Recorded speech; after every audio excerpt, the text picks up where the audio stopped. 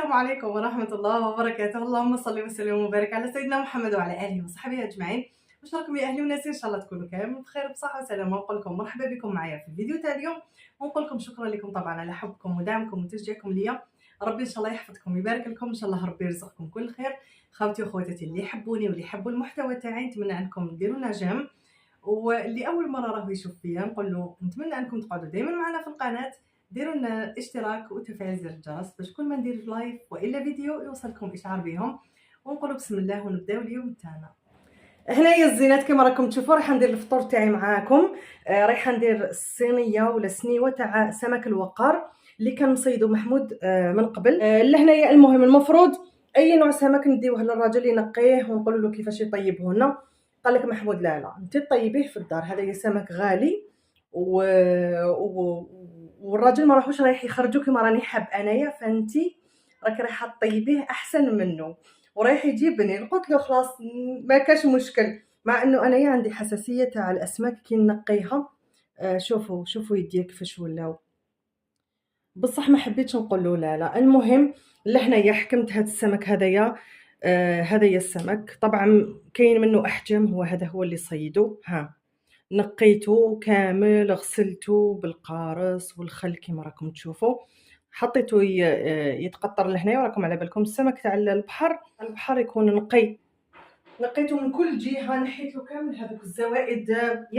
كي يكون هكايا مفتوح وفي الصينيه يديروه يعيطوا له سنغاري، تفتحوه عادي وما تكملوش حتى الاخر باش يبقى مفتوح كيما الورقه. فالمهم دركا رايحه ندير معاكم التتبيله تاعو. اول حاجه نحب نقول لكم باللي اليوم سمك الوقار انايا رايحه نديرو في سنيوه تاع. قال لي محمود ديري لنا سمك الوقار اليوم في سنيوه مع البطاطا والبصل والطوماطيش، يعني سنيوه في الفور. المهم لهنا حكمت السنيوه تاعي، دهنتها بشويه زبده كما راكم تشوفوا، حطيت فيها شرائح تاع البطاطا وتقطعوهم رقاق، ما تقطعوهمش خشان باش يطيب. باش يطيب في نفس الوقت اللي يطيب فيه سمك الوقار، على خاطرش هو الطري وما ياخذش الوقت تم يطيب. وحطيت معهم لهنايا 6 حبات طوماطيش صغار قطعتهم تان دوائر، وحطيت البصل. هذه اول حاجه. واش ندير دركا انايا نحكم التتبيله هذه تاعي. بالنسبه للتتبيله هذه اللي عندي، شوفوا الزينات لهنا كما راكم تشوفوا عندي حبه بصل صغيره درتها فلاشوار مع 3 سنينات تاع الثوم، وحبه طوماطيش مقطعه مربعات. وممكن ديروا الفلفل حار ولا الحلو كما تحبوا. لهنا خلطتهم مع بعضهم. باش نزيدوا عليهم شويه تاع المعدنوس وشويه تاع الحشيش وشويه تاع الشبت. بالنسبه اللي حب يشوف الشبت كيفاش داير قبل ما يتغسل ويتقطع دوك نوريه لكم. لهنايا عندي مغرف صغيره تاع الملح تكون معمره، عندي مغرف صغيره تكون معمره تاع الكركم، يحتاج الكركم، مغرف صغيره تكون معمره تاع الكمون، ومغرف صغيره تاع توابل تاع السمك، ونص مغرف صغيره فلفل الكحل، ورشه تاع القزبر ناشف. لهنايا واش ندير؟ نحكم هاد المكونات هذوما نحطهم لهنايا. هاد البصل هذايا والثوم والطوماطيش كنت عصر عليهم نص حبه قارص صغيره، هذا النوع هذايا قارص تاعهم نص حبه صغيره، ومغرف كبيره تكون معمره تاع الخل. دركا واش ندير؟ نخلطهم مليح مع بعضاهم ونكمل معاكم.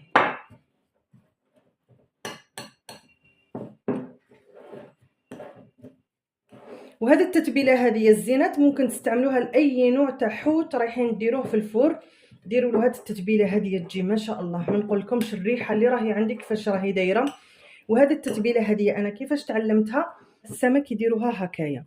فكل ما كنا نشريو السمك نبقى انايا نشمشم في السمك اللي نشريوه واش داروا له الخلطه حتى تعلمتها. لهنايا ندير شويه منها برك لهنايا فوق البطاطا هذه، نخلطهم مليح مع بعضاهم، والباقي نحطه فوق السمك تاعي. نحطو شويه هنايا باش يجي في الظهر تاع الحوته كي نحطهم. كنحط الحوته تاعي بسم الله.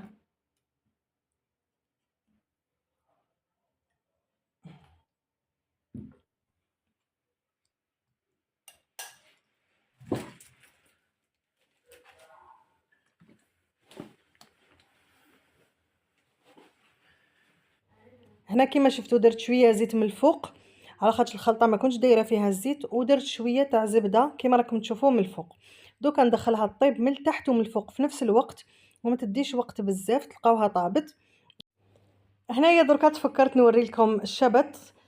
كما راكم تشوفوا فيه هاهو الشبت. طبعا ماشي هو الورق تاع البسباس، هو يشبه للورق تاع البسباس، نوع من الانواع تاع الاعشاب اللي يشبه ومن فصيله الورق تاع البسباس.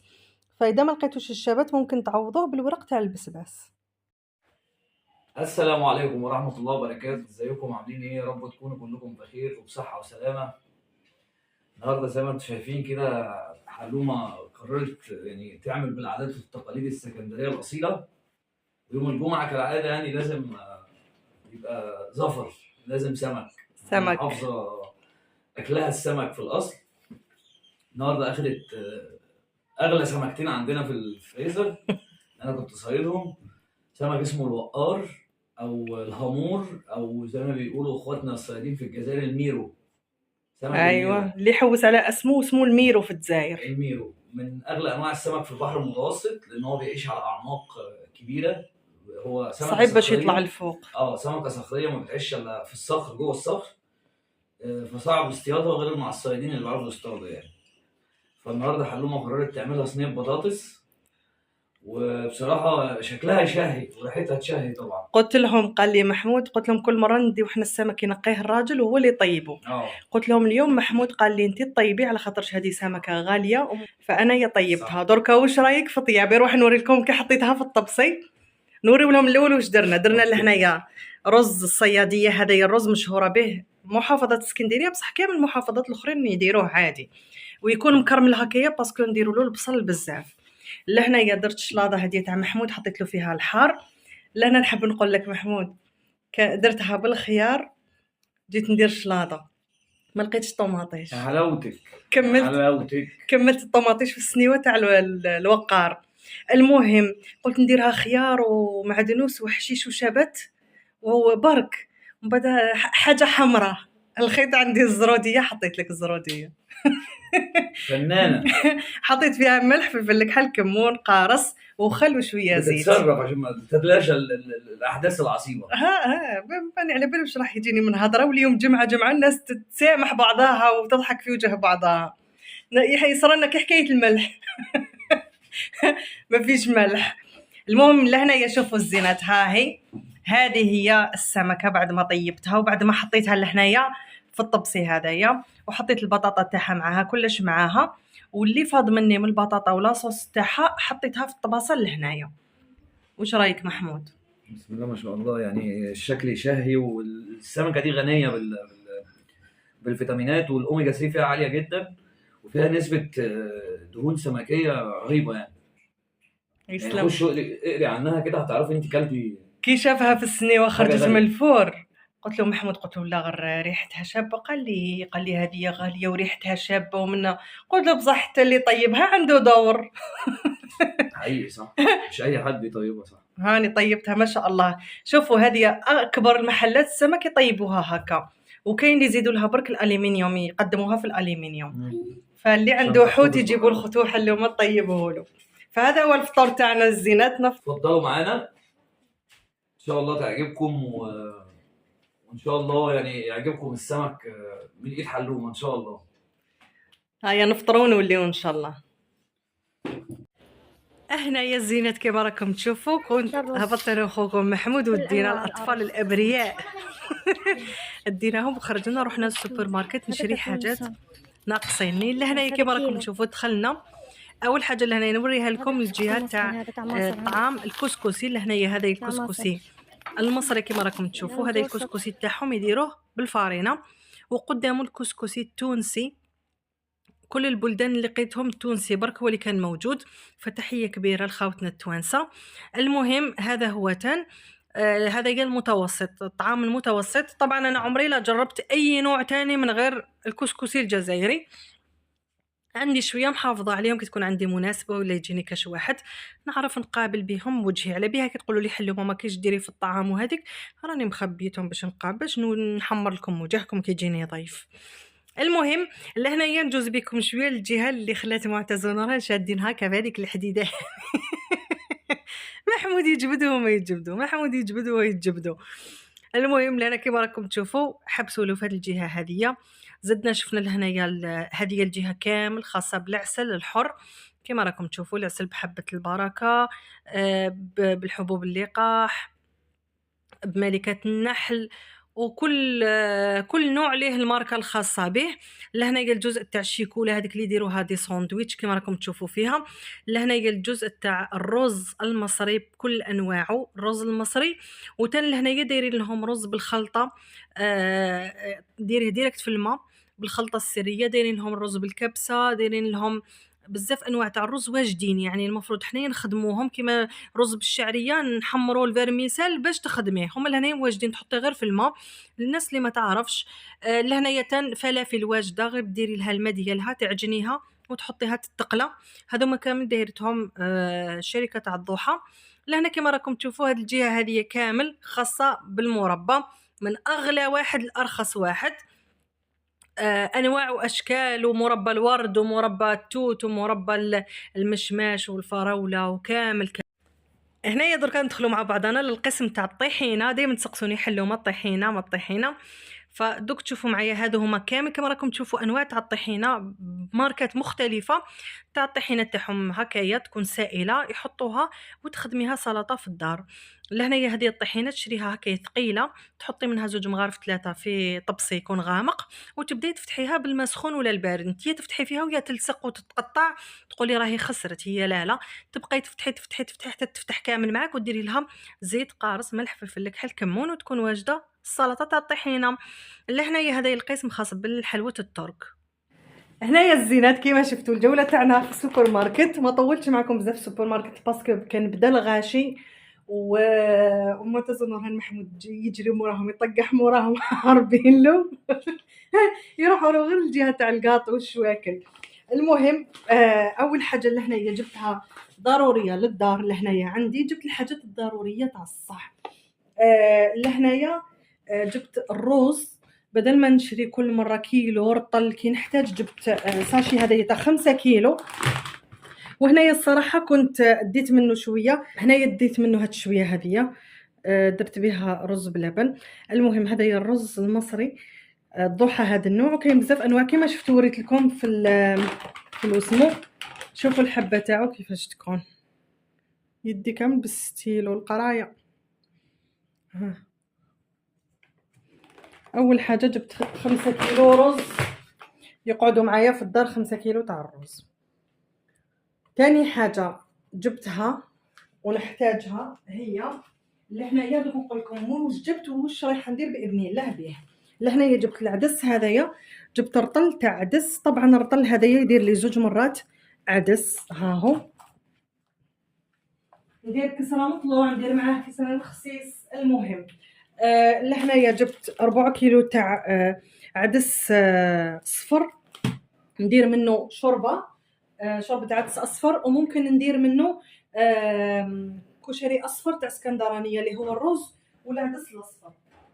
هنا جبت اللوبيا باش نديروا اللوبيا تاعنا تاع الجزائر. ها هي جبت هذايا الوزن تاعها هذه 400 غرام. هذه ندير بها انايا 2 مرات. لهنايا واش جبت لسان عصفور هذايا، ندير به يا اما شوربه لسان عصفور يا اما ندير به تليتلي تاعنا تاع الجزائر ويجي ما شاء الله.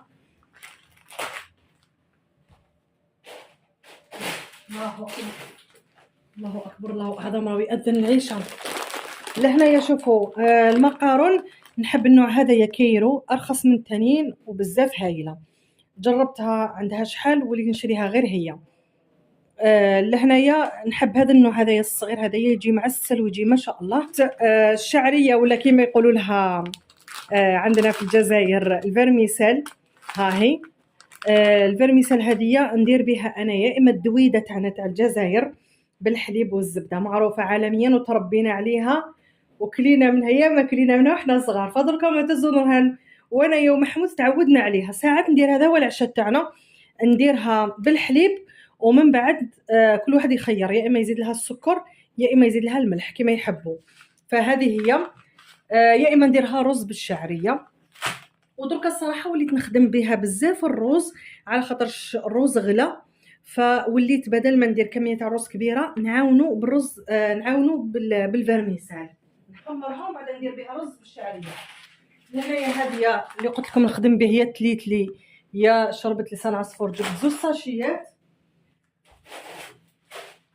هنايا هذه الفرميسال جبت 2 تام. المقارون هذه الصغيره جبت 3 ساشيات. هذه المقارون هذه اللي ندير بها يا اما نديرها طاجن في الفور، يا اما ندير بها مكرونه بشاميل. ها هي جبت كيلو، هذايا كيلو بالضبط. لهنا واش جبت هي الزينات، جبت الخميره تاع الكاطو، بما انه الفور ولا عندنا دوكا فور تاع الكهرباء، فجبت لهنايا الخميره تاع الكاطو. ها هي انا نستعمل هذه، كنت زمان نستعمل تاج الملوك، ومن بعد وليت خلاص بدلتها، حسيتها ما ولاتش كيما كانت من قبل. دوكا عندي دوكا سنين 3 سنين ولا وانا شغاله بكيك شيف. ها هي كيك شيف. وجبت هذه الخميره تاع الخبز. لهنايا اللي في مصر اللي يحبوا الخميره تاع الخبز، انا نستخدم يا رحاب جولدن يا رحاب وحدها هذيك الغوز، يا اما هذه الحمراء. هادو هما الزوج اللي نخدم بهم وما نبدلهمش الصراحه، يخليو العجين ما شاء الله.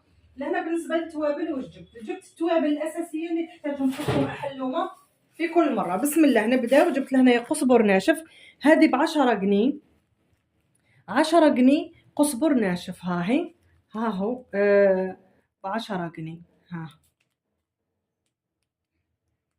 الكيلو ب100 جنيه. انايا جبت بعد 89 قرش، جبت ب10 جنيه. قلت لهم تان اعطيوني فلفل كحل ب10 جنيه، ديت منه اليوم الفطور تاع الحوت كما شفتوا. الكمون جبت 10 جنيه تان، الكمون اللي راهو غالي عندنا. ها هو كمون جبت ب10 جنيه تان، ديت منه اليوم الحوت. جبت البابريكا اللي هو الفلفل عكري، جبت ب10 جنيه 80 قرش هذه. وهنايا جبت الكركم. ها هو هادوما التوابل اللي تكون مطحونه ونحتاجها فعلا، ما لازمش تخطيني. بالنسبه للتوابل الثانيه اللي نحتاجها وتكون صحيحه، كانت عندي من قبل في الدار، عندي حبهان وعندي ورق لوري، وكانت عندي شويه تاع كبابه صيني اللي هي نقولوا لها في الجزائر الكبابه. هادو هما الحاجات اللي جبتهم. جبت هاد البطاطا هذه تاع الطوماطيش، جبت قرعه تاع الزيت، زوج شريت 3.5 قرعه تاع الزيت الحلوه. طبعا جبت الحلوه زوج ريت 3.5. وجبت هذه القرعه هذه تاع الخل، طبعا كنت نجيب ماركه هانز، بصح قالوا لي باللي داخله في المقاطعه، فوليت بدلت هارفست، ما باليش هارفست اذا كان في المقاطعه ولا لا. جبتهم بين زوج هارفست. جبت باطه تاع عسل الحر، راكم على بالكم دوقه نقول لكم دوقه. دركا دخلنا في الشتاء، ف دخل البرد، ولازم كل يوم الصباح قبل ما يروحوا معتز ونورهان يقراو هاد العسل هذايا. جبت هاد العسل هذايا مالف محمود يحب يجيب اللي هو بحبة البركة. هاد المرة قلت له جبنا غذاء الملكات وحبوب اللقاح. ها هي مبينه الفوق كيفاش راهي. لهنايا مالفه الصباح كما قلت لكم، الصباح دائما نحكم مغرف، لازم نحكمه مغرف كبيره نديروا فيها شويه تاع العسل هذايا، ونفتح حبه قارص، نعصر نص القارصه كيما راهي فوق العسل هكاك بلا ما نخلطو، ونحطها في فم معتز ونورهان. على جال اول حاجه هذه راهي مناعه ليهم، كاول حاجه ليهم يفطروا بها الصباح، ويتفتح بهم القرجومه تاعها تفتح على هذا الشيء هذايا. ومن بعد نبعثهم للمسجد، ما نخافش كامل عليهم لا غريب ولا، يعني اذا جاتهم تجيهم نادرا، على خاطرش هذا اللي نستعمله. ممكن نمد لهم في الليل قبل ما يرقدوا، بصح لا احنا مركزين انه نمدلو لهم الصباح قبل ما يخرجوا. مغرف كبيره تكون معمره من العسل هذايا، اي نوع عسل حر عندكم، وعصره عليه تاع القارص يشربوها وقبل ما يخرجوا. من بعد نفطرهم ويروحوا يقراو. كي يكونوا خارجين تان لازم تشربوهم شويه ماء من الدار باش يتبدل المقياس تاع الحراره والبروده تاع الكراج نتاعهم. قبل ما يخرجوا ولادكم الصباح عطيو لهم جغمه تاع الماء العادي من الحنفيه ولا من القرعه تاع الماء سعيده، المهم باش يتعدل المقياس تاع الحراره تاعهم لهنايا في قرجومتهم ويخرجوا، باش ما يضربهمش هذاك البرد هذاك تاع الصباح، هذاك الريح الكراجم تاعهم. ان شاء الله ربي يرزقنا، وان شاء الله يبارك لنا في لقمتنا ان شاء الله، وان شاء الله ربي يدي لكل واحد واش راهم تمنيه ان شاء الله. هذه حاجه بسيطه حبيت نشاركها معكم، فرحانه بهم بزاف بزاف. فنقول لكم هنا يكون الفيديو تاعنا خلاص.